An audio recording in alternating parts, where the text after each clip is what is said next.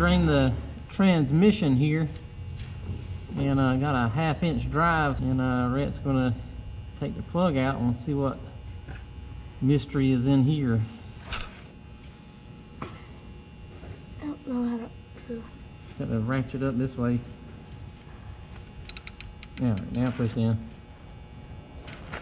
Might still be. Yes. Might have to break it loose for string being. Need another ratchet. There you go. Alright, take that out and take the extension off. Oh no, you gotta push the little button. Push the little button. Alright, now take this and turn it out. With your hand. Get ready to catch that plug a little. Alright, you're able to take it out with your fingers now. It don't want to catch it out. Here it comes. No water. Alright, yeah. You fine? Yeah. That looks good. Don't like there's any water in there. That's where you fill it up here.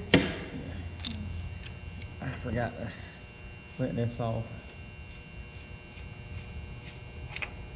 At least it won't half full of water like some of that other stuff.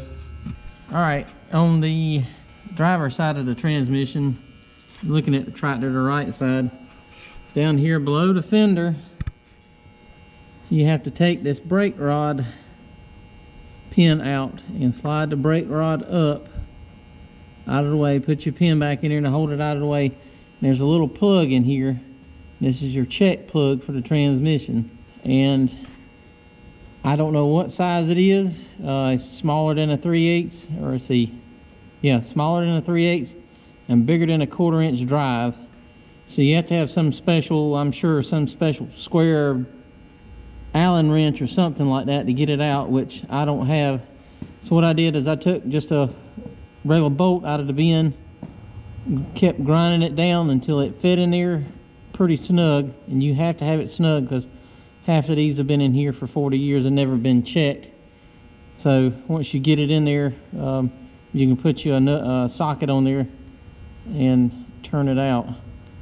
And like I say, this is just the check plug, so nothing should run out after you've already drained the transmission. So, all right, we're gonna put the drain plug back in. How's this? Okay. There you go.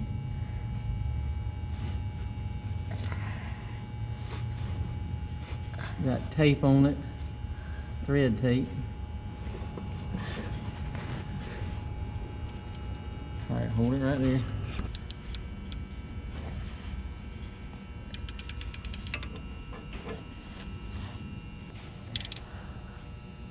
All right, got that back in there. We'll make sure you got the thread tape on there. Don't tighten it with no air gun, but tighten it just normal. Whatever it took to get it off, put that back in it. All right, and remember, wipe that off around it. That way, when you pull it back in there, you can tell if it's leaking, if you didn't do something right. So, all right, got that in. All right, here, you take that plug. After we already took that plug off there to let it vent, so it will flow out easier. Going to go ahead and put this is the fill point. I'm going to be looking at the check plug down here as I pour it in, so I know to stop. And I'm just going to be putting in regular 85 140 down here where we're at. It doesn't get that cold, 30s and stuff like that, but I'm not going to be running it, so this is fine for 80 for down here. This will help maybe quieten that transmission a little bit. And it don't really matter, gear oil is gear oil. Do not put Hi-Tran in this rear end here, because these seals here are not designed for Hi-Tran like those tractors there are. This is an earlier tractor.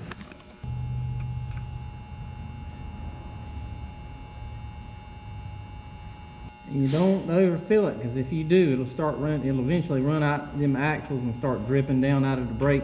Should start to see it come out here in a second, a little bit, a second or two. There it comes. See it? See it coming out? Yeah, I see it coming out. All right, the plug's back in, tightened up, and this here is the bolt that I made into the, see, I'm not sure what size that plug is, that square hole is. But anyway, you can take you a bolt and make your own, and it works. Now we're going to put the fill plug back in. I got my tape on there. Got the hole clean of debris so I don't see nothing, don't fall in there.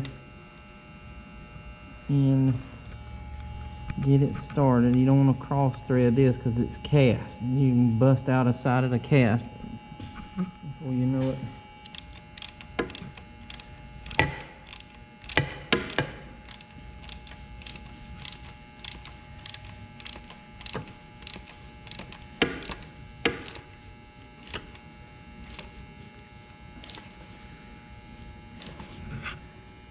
Okay, so that's on, so that completes the transmission change, I guess. But any type of gear oil is fine. Don't put high tran or motor oil or anything like that. It needs to be a thick, lubricating, climbing gear oil. So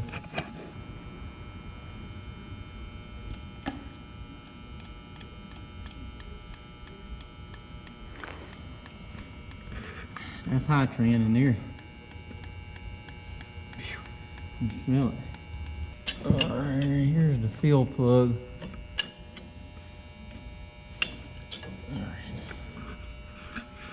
So since this has already got the high tran in it, I'm gonna go ahead and put the high tran back in it, just because that's what it's got that's in the lines up there. Now I could break the lines loose and drain them, but I'm not. I'm just gonna change the main part of the reservoir here so we can freshen up the fluid some, because I'm sure it hasn't been, by the smell of that high tran, it probably hasn't been changed in 30 years, so it's probably the original stuff that was in it, to be truthfully known. Put this plug back in. Alright, I'm going to add the viscosity hydraulic transmission fluid, or transmission hydraulic fluid. This is the formula that, of course you've seen the other videos. This here is the original high tran, or that viscosity made for Case IH, and then they got stupid and decided to change up. So I'm going to put this back in the lift here, since that what was in there. But what I generally do is I fill it up to the bottom of the neck here. That's about where it's supposed to be, so, and that's enough for it to operate in there. And what I'll do is I'll have to pour a little bit and look, and pour a little bit and look. You can see.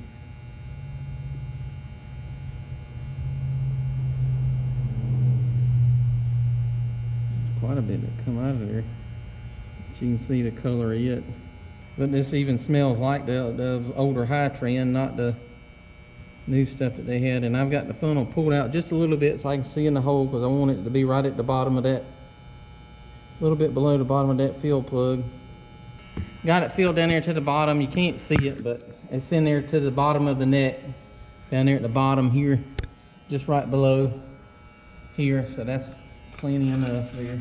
As soon as I can get some, I'm going to be getting some viscosity of the 30 weight low ash oil that they sell, and be putting in all these crackers here whenever I change the oil in it. So make sure that copper washer is on there. That'll keep it from leaking.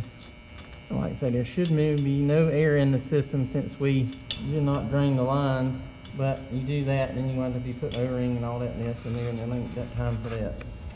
It's not leaking, I'm not messing with it.